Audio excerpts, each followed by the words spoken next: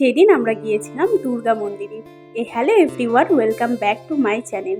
তো চলো তোমাদের সঙ্গে আজকে একটা ব্লগ শেয়ার করা যাক। মানে অনেক দিন ধরেই তোমাদের সঙ্গে কোনো ব্লগ ভিডিও শেয়ার করি না, তাই ভাবলাম ঘুরতে যখন গেছি তো একটা ভিডিও করা যাক। আমরা কিন্তু দুর্গা মন্দিরে গিয়ে অনেক মজা করেছি। তো তোমরা এই মন্দিরটা কে কে চেনো অবশ্যই কিন্তু একটু কমেন্ট বক্সে কমেন্ট করে যেও। এটা কিন্তু আমাদের বাড়ির একদমই কাছে। এই মন্দিরটাতে আমি আগেও অনেকবার গেছিলাম, কিন্তু তখনকার থেকে এখন আরও বেশি সুন্দর হয়ে গেছে। আর এখানকার ভিউটা জাস্ট অসাম। মানে তোমরা এখানে ঘুরতে যেতে পারো, আর যারা কাপেল আছো তারাও এখানে যেতে পারো। তো এটা একদমই একটা শান্ত জায়গা। দেখো আমি ঢোকার মুখটাতেও একটা ভিডিও করে রেখেছিলাম, মানে তোমাদের ওই রাস্তাটা দিয়ে আসতে হবে আর এসেই তোমরা এই মন্দিরটাতে চলে যাবে। আর এখানে কিন্তু অনেক রকম নিয়ম আছে যেগুলো তোমাদের মানতে হবে, মানে জুতো খুলে যাওয়া, তারপরে যারা স্মোকিং করে সেটা অ্যালাউ নেই। তো আরও অনেক রকম নিয়ম আছে, তো তোমরা সেগুলোকে মেনে তারপরেই এই মন্দিরটাতে যেতে পারবে।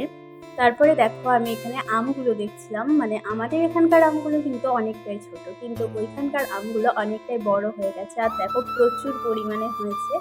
তারপর আমি চলে গেলাম মেন জায়গা, মানে এই জায়গাটাতে একটা শিব ঠাকুর রয়েছে যেটা একদমই জলের উপরে, মানে জলের উপরে শিব ঠাকুরটা বসে আছে। তো ওই জায়গাটা খুবই সুন্দর, আর ওখানে সবাই কিন্তু ফটো তোলে। তোমরা যারা যেতে চাও অবশ্যই ফটোস তোলার জন্য একটা সুন্দর জায়গা, যেখানের ভিউটাও একদম আসাম। দেখো এরপরে পুতুলকে দেখাচ্ছিলাম, ও কিন্তু খুব এনজয় করেছে খুব। আর ওখানে যারাই যাবে তারা কিন্তু সন্ধ্যার আগে যাবে, সন্ধ্যার পর কিন্তু অনেকটা পরিমাণে ভিড় হয়ে যায়। আমরা যখন গেছিলাম তখন অনেকটাই খালি ছিল জায়গাটা, তারপর আস্তে আস্তে প্রচুর পরিমাণে ভিড় হয়ে যাচ্ছিলো। আর তারপর দেখো আমি ওকে বলছিলাম একটু হাই করে দেওয়ার জন্যে। আর এই জায়গাটা দেখো এতটা সুন্দর যে এখানে যে একবার যাবে তারা আসতে মন চাইবে না।